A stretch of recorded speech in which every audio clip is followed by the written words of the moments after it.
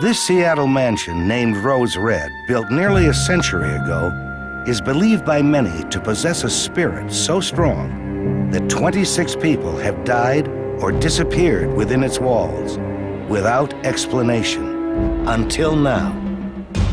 With the recent discovery of the intimate diary of Ellen Rimbauer, lady of the house and Rose Red's last living occupant, the baffling history of this legendary house is beginning to take shape.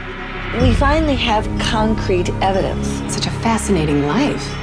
For the next half hour, a story of mystery, murder, and the supernatural, all born of a house known simply as Rose Red. It's a mystery so intriguing, author Stephen King is bringing the story of a new controversial investigation inside Rose Red to ABC television later this month.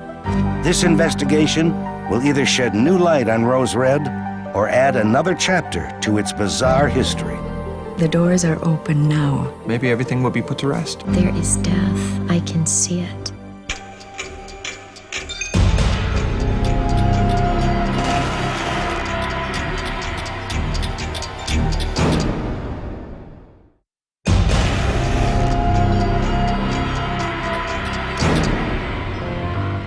The story of Rose Red begins in Seattle, Washington, 1907. A booming city at a time for the rich and powerful to grow even more so.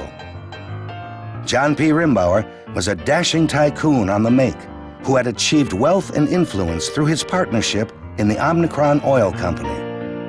John eagerly sought a wife to make his world complete. Ellen Gilchrist, a beautiful debutante born into Seattle's burgeoning high society, caught his eye immediately. After a brief courtship, they were married in an opulent ceremony. John was 40, Ellen was 20. In those days, it was not unusual for wealthy older men to take as their wives women who were maybe half their age.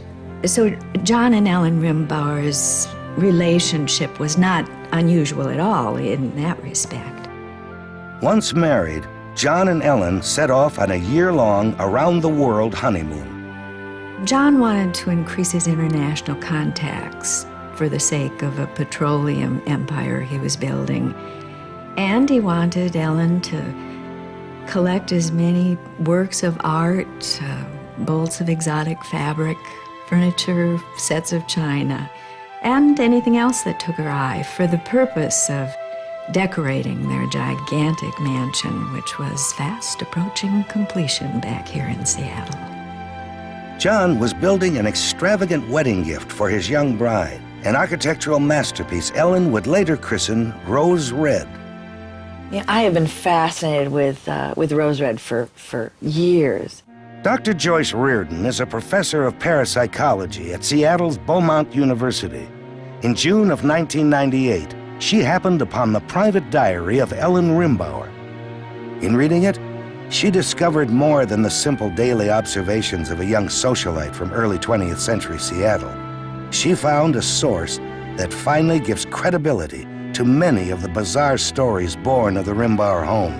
The level of detail of life at Rose Red in the pages of the diary, it's astonishing.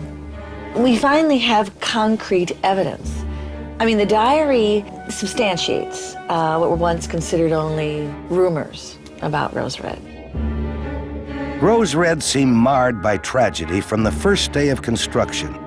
Harsh weather, a breakneck pace, and a demanding client were not the only challenges the workers faced. Some claim that the land itself was haunted, even before the foundation was put up, and that the men on the site literally went crazy, acting out, fighting. One day, a foreman was killed after it had an argument with a teamster who was delivering some building supplies. They'd exchanged a few words, and all of a sudden, this teamster took out a shotgun and blew the foreman's head off. The teamster ended up in prison, claiming that he didn't remember a thing that had happened that day until he woke up in the cell after they booked him. To the best of our knowledge, the house was built on a sacred burial ground. Back when Rose Red was being built, stories were circulating that when John Rimbauer's workers were digging the land for the foundation, They unearthed native remains and artifacts, most of which were just carted off by the wagon load and incinerated. This is probably where the notion that there are spirits occupying the land came from. But archaeologically speaking, we think it's an important site, and it needs to be very carefully and very respectfully examined. John Rimbauer insisted that the stories of human remains being found on his property were rumors and demanded that construction continue. Ellen's diary reveals that this decision may have been his undoing, but John was never one to second-guess himself. John is a man who takes control of any situation the moment he enters it. It is the consistency in him that I believe makes him such a formidable businessman. None would dare cross him. Few dare challenge him. John's business practices were at times ruthless. Ellen writes about one such occasion when John blackmailed his partner in Omnicron Oil, Douglas Posey. John threatened to reveal the man's secret homosexual lifestyle unless Posey agreed to give up his shares in the company. The man was so broken by John's ultimatum, he hung himself in the parlor of Rose Red. His suicide was yet another tragedy for the house and its occupants. Well, there's been a lot of things written about my family in public records, and who's to say if they're accurate or not, but when the diary appeared, it really gives insight and sheds light on the personal life. September 9th, 1909. I write with weak hand, but I will not be denied the opportunity of recording the most important day in my brief life. 11 hours ago, in the wee hours of the morning, I gave birth to a son. I have called him Adam, for he is the first. Our annual ball was attended by over 250. All ate dinner in one of 6 rooms, and then dancing in the grand ballroom. Despite attempts at a normal life with children and celebrations, the diary suggests an increasingly dark presence in the house. Several of our guests at the party related to me that they became frightfully lost while touring the house on their own. I found myself amused by this, actually, as I was myself lost just a day or so ago. For a moment, I actually believed the hallway had looked entirely different just minutes earlier. Can you imagine? But Ellen's contentment at Rose Red would be short-lived. She soon realized that her husband John was engaged in extramarital affairs. Countless times, Ellen vents in her diary about witnessing John's sexual indiscretions. I see you with women, young women, barely budding. I see you perform unspeakable acts. With each passing transgression, Ellen's life at Rose Red became even more lonely. She was shaken by a dark empathy that seemed to emanate from the very walls of the house. As she When explained we in her return, diary, it's as though the house was in tune with her thoughts. inside the troubled walls of Rose Red.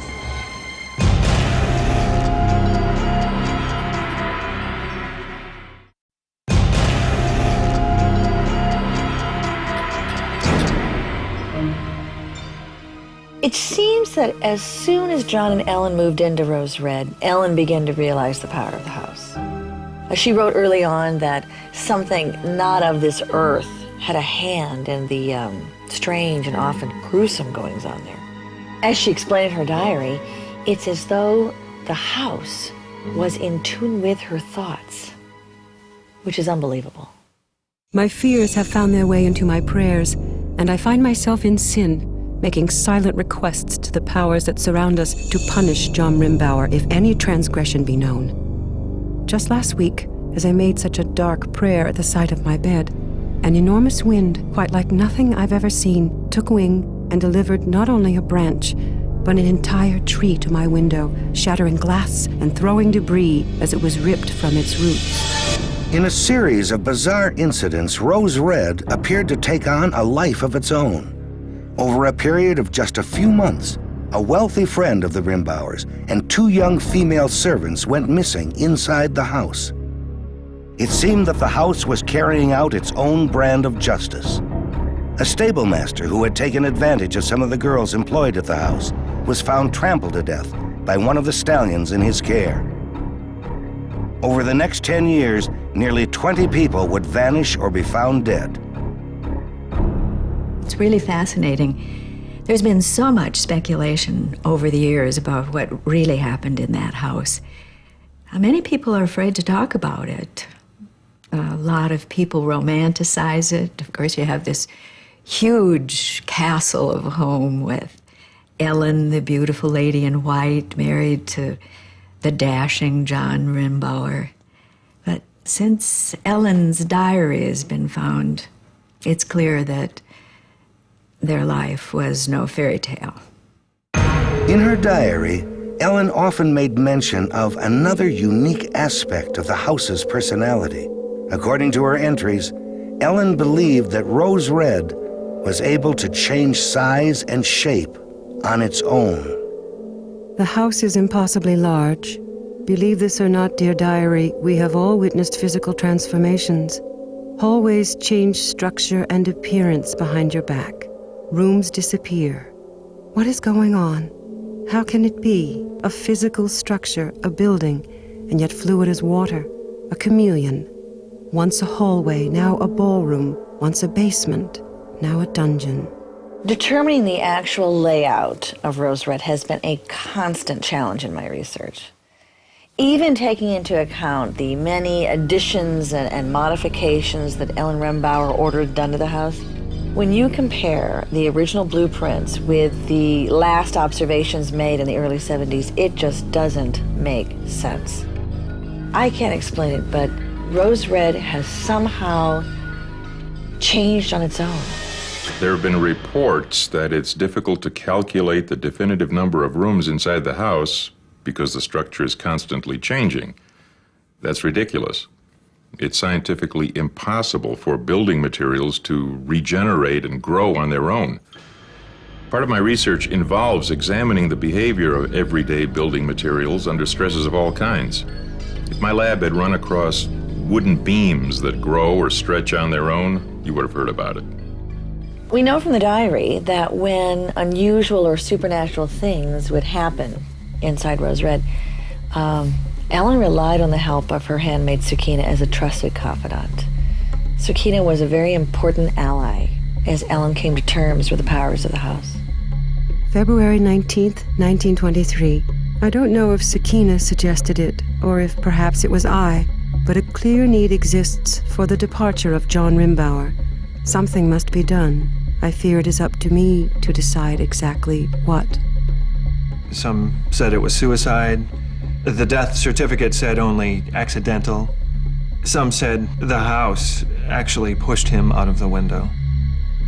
After John's death, the house seemed to grow quiet, and Ellen became more withdrawn than ever. As she grew older, she suffered mental breakdowns. Arthritis kept her from writing regular diary entries, but she was able to record some of her experiences. The house eventually claimed her beloved Sakina. Then, in 1934, the popular film actress Deanna Petrie vanished during a party at Rose Red. The house then lay virtually dormant until an ill-fated expedition in 1970. My mentor, Dr. Max Bernstein. He was a progressive leader in research of psychic phenomenon, modern parapsychology. He led a research team into Rose Red back in 1970.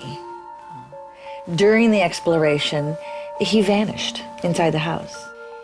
Even after an extensive search and rescue operation, no clues as to his whereabouts were ever uncovered.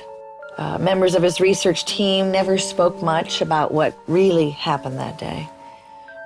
Of course, average folks think it's all a hoax, you know. He couldn't just have disappeared that way. People don't just disappear. The last disappearance at Rose Red was recorded in 1972, when 62-year-old Liza Albert became separated from a tour led by the Seattle Historical Society. All that was ever found was her blood-stained purse in a room not intended to be part of the tour. When we return... I've got my team, I'm going in. I really can't condone what she's doing.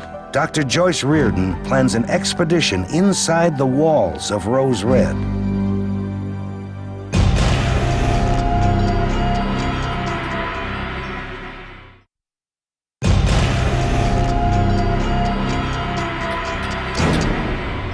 From From its unexpected discovery at a Seattle area estate sale, the simple diary of one woman's extraordinary life has helped to rekindle interest in uncovering the secrets behind the psychic power of a mansion known as Rose Red.